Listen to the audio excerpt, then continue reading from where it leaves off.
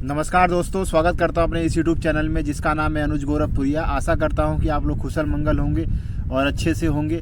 आपका जो सपना है विदेश में नौकरी करने का ज़रूर पूरा करेंगे, अपने माँ बाप का नाम रोशन करेंगे और अपने घर परिवार को अच्छी फैसिलिटी देंगे और सुख सुविधा देंगे।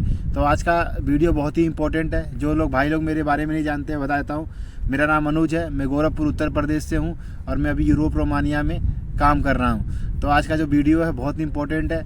आज हम लोग बात करेंगे वीज़ा फ्रॉड के बारे में, जो वीज़ा फ्रॉड कैसे होता है और कितने भाई लोग इसका शिकार हो चुके हैं। इवन मैं भी इसका शिकार हो चुका हूँ। और ये टॉपिक ऐसा है कि इसके बारे में कोई भी बात करना नहीं चाहता है, ना इसके बारे में कोई भी किसी से शेयर करना चाहता है। बट ये जो चीज़ें हैं हम सबको हमेशा ज़िंदगी में एक ना एक बार आदमी कोई ना कोई ज़रूर इसका शिकार होता है। तो आज ये इम्पोर्टेंट टॉपिक है। मैं चाहता हूँ सब लोग इससे अवेयर रहें और आने वाली जो जनरेशन है, आने वाले जो लोग हैं जो विदेश में अपना नौकरी करने का सपना देख रहे हैं या बाहर जाने का सपना देख रहे हैं, चाहे यूरोप में या गल्फ़ कंट्री में या किसी भी कंट्री में जाने का सपना देख रहे हैं, उनके साथ कभी भी फ्यूचर में ऐसा धोखा ना हो। तो पहली बात करते हैं कि वीज़ा फ्रॉड होता क्या है और किस प्रकार का वीज़ा फ्रॉड होता है। तो बेसिकली वीज़ा फ्रॉड जो होता है आज के टाइम में बेसिकली ज़्यादातर ऑनलाइन होता है, क्योंकि एजेंट जो ऑनलाइन हमें एडवर्टाइजमेंट दिखाते हैं गल्फ़ की, यूरोप की जॉब की, और हम उनको ट्रस्ट कर लेते हैं बिना उनको मतलब देखे हुए, बिना ऑफिस को जाने हुए।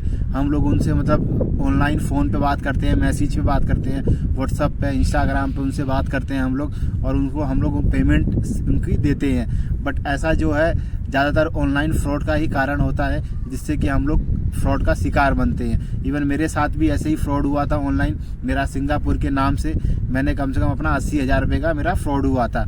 और ये जो मैंने टॉपिक बहुत दिन से मैं सोच रहा था कि आप लोगों के साथ में ये टॉपिक डिस्कस करूंगा, आप लोगों के साथ में ये बताऊंगा कि आप लोग भी फ्यूचर में कभी भी इसका कभी शिकार नहीं होंगे। तो ऑनलाइन फ्रॉड होता है। दूसरा जो होता है एजेंसी का जो स्थगित एक ऑफिस लेता है किराए पे, उसको कुछ दिन चलाते हैं, एडवर्टाइजमेंट चलाते हैं और कुछ एक दो लोग हायर करते हैं और पैसा 10-20 बंदों का पैसा लेके, 20-30 जनों का पैसा लेके वो पूरा ऑफिस वहाँ से खाली कर देते हैं। हमारे पास उनका कोई डॉक्यूमेंट नहीं होता है, कोई सर्टिफिकेट नहीं होता है, कोई प्रूफ नहीं होता है। जो भी उनकी आईडी होती है, जो भी कुछ भी होता है, सब कुछ प्रूफ उनका सब कुछ फेक होता है और दूसरे के नाम पे होता है। और उसके बाद में क्या होता है कि हमारा पैसा मर जाता है।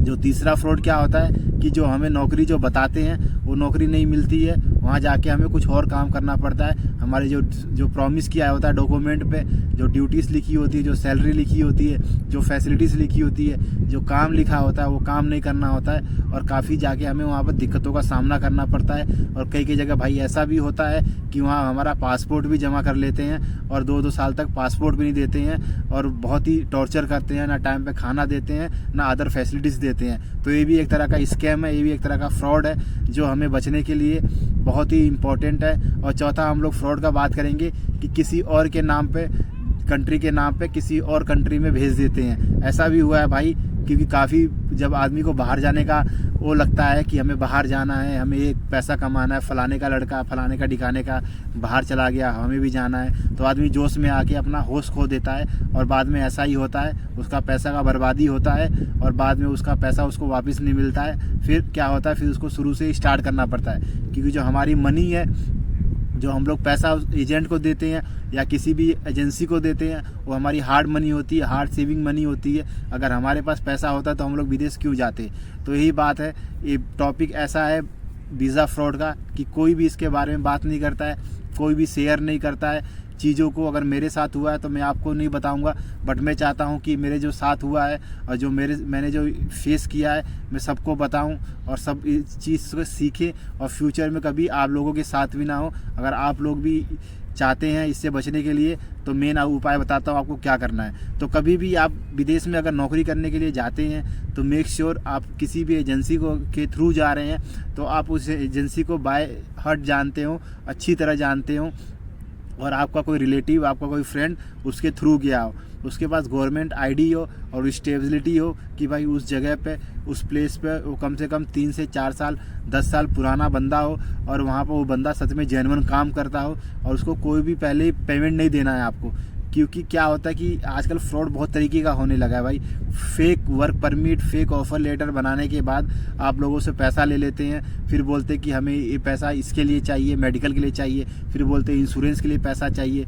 ऐसे ऐसे नाम पे धीरे धीरे करके पैसा आपका निकलवा लेते हैं। बाद में बोलते हैं कि भाई अभी वर्क परमिट में थोड़ा प्रॉब्लम चल रहा है, कंट्री में थोड़ा दिक्कत चल रहा है, आपका ये डॉक्यूमेंट पूरा नहीं है, आपका वो डॉक्यूमेंट पूरा नहीं है। ऐसे ऐसे करते करते वो लोग टाइम लगा देते हैं, साल, 1.5 साल, 6 महीना। उसके बाद क्या होता है, धीरे धीरे आप लोग भी इतना जोर नहीं देते हैं और धीरे धीरे बाद में वो लोग वहाँ से गायब हो जाते हैं और फरार हो जाते हैं। क्योंकि इन केस, मेरे केस में भी ऐसा आ जाएगा। ऐसा ऐसे करते उसने 1.5 से 2 महीना लगाया, फिर उसने पैसे का डिमांड किया, फिर उसने तो कुछ दिन बाद बोला कि आपका ये डॉक्यूमेंट बनाना है, वो डॉक्यूमेंट बनाना है। ऐसे ऐसे करते करते टोटल उसने मुझे से पैसा ऐंठ लिया और मेरे को बाद में उसने 3 महीने बाद उसने मेरे को फेक वहाँ का वर्क परमिट, बोले तो ऑफ़र लेटर फेक बना के मुझे दे दिया।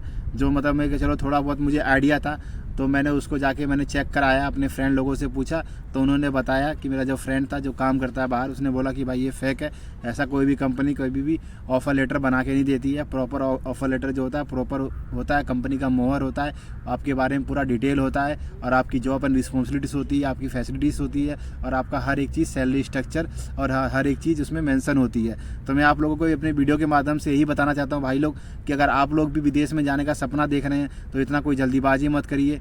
अपना अच्छे से मतलब हर एक चीज़ की जांच पड़ताल करने के बाद, जब उसके बाद कोई आप डिसीज़न लीजिए। किसी को पैसा देने से पहले एक बार सोच लीजिए, किसी की राय ले लीजिए। ऐसा नहीं है कि आप चोरी छुपे कोई काम करें। तो अगर कोई आपका रिलेटिव है, कोई आपका फ्रेंड है, एक बार उसको बता दीजिए कि मैं ऐसा काम करने जा रहा हूँ, क्या पता आप कोई गलत करने जा रहे हैं तो आपको कोई सलाह दे दे।